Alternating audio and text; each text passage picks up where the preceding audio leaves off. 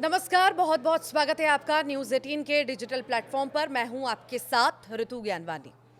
America के राष्ट्रपति Donald Trump के बड़बोलेपन से दुनिया वाकिफ है। कई बार उनके बयान बहुत ही अजीबोगरीब लगते हैं। ट्रंप ने भारत और पाकिस्तान के बीच हुए तनाव और सीज फायर में भी श्रेय लेने की पूरी कोशिश की। डोनाल्ड ट्रंप भारत और पाकिस्तान के बीच हुए सीज फायर पर खुद को दादा की तरह पेश कर रहे थे।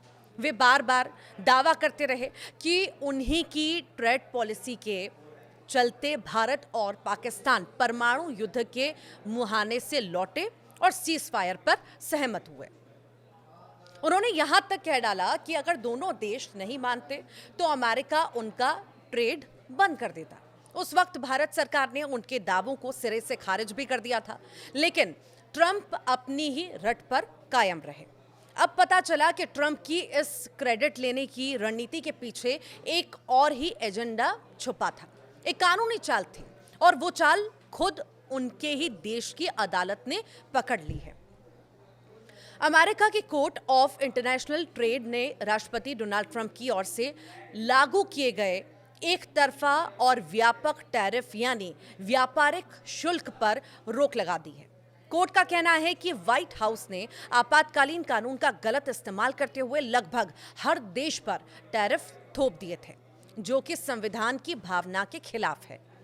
ट्रंप प्रशासन इस केस में अदालत को यह समझाने की कोशिश करता रहा कि उनकी ट्रेड पॉलिसी ने दुनिया को एक बड़ा नुकसान होने से बचा लिया है। उनका तर्क था कि भारत और पाकिस्तान के बीच सीज फायर उन्हीं की दबाव वाली नीति का नतीजा था। यहां तक कहा गया कि अगर अमेरिका ने ट्रेड का दबाव न बनाया होता तो शायद परमाणु युद्ध हो चुका होता।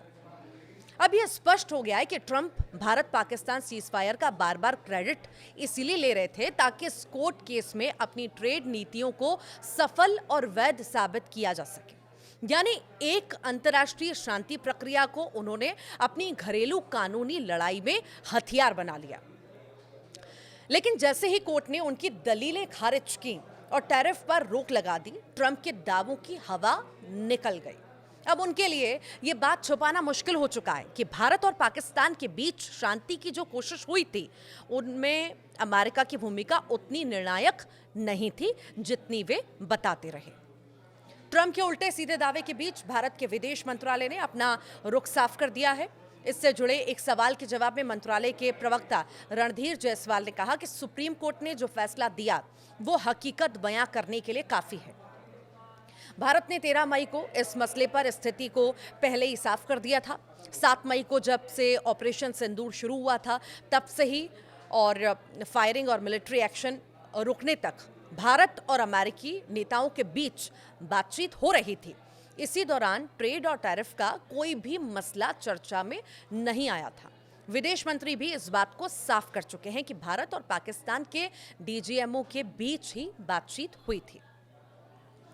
विदेश मंत्रालय ने साफ कर दिया है कि पाकिस्तान के साथ द्विपक्षीय बातचीत या संबंध या जो भी संपर्क है उस पर हमारा रवैया एकदम साफ है।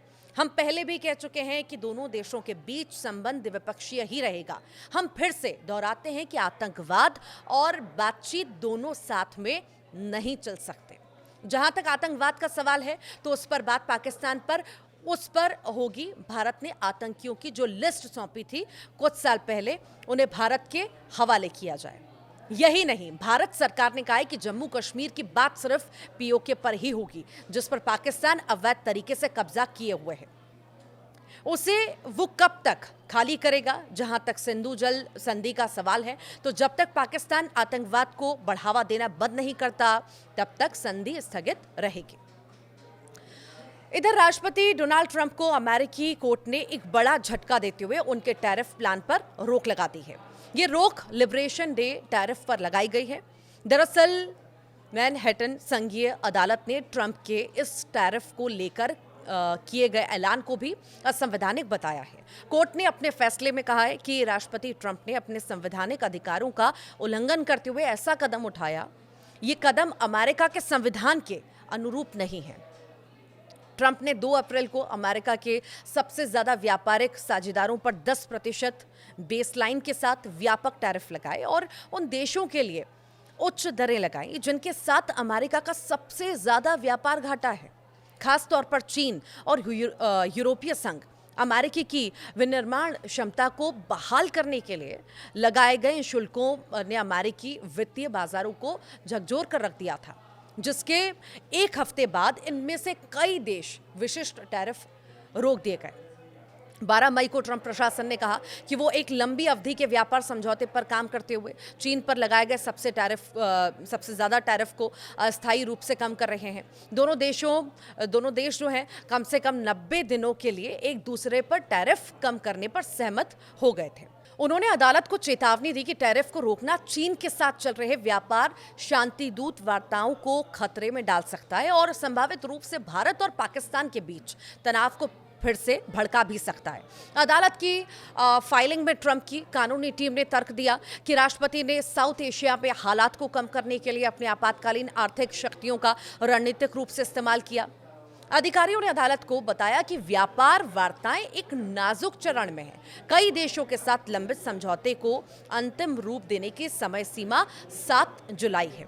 अदालत ने कहा कांग्रेस ने IEPA के तहत राष्ट्रपति को असीमित शक्तियां नहीं सौंपी हैं। संविधान कांग्रेस को विदेशी राष्ट्रों के साथ व्यापार को विनियमित करने की विशेष शक्ति देता है। ये अधिकार केवल इस कारण से समाप्त नहीं होता कि राष्ट्रपति आपातकालीन शक्तियों का उपयोग करता है। हालांकि इस घोषणा ने वित्तीय बाजारों में हलचल पैदा कर दी है, जिसके कारण एक हफ्ते के अंदर कई देशों को विशिष्ट शुल्कों पर अस्थायी रोक लगानी पड़ी।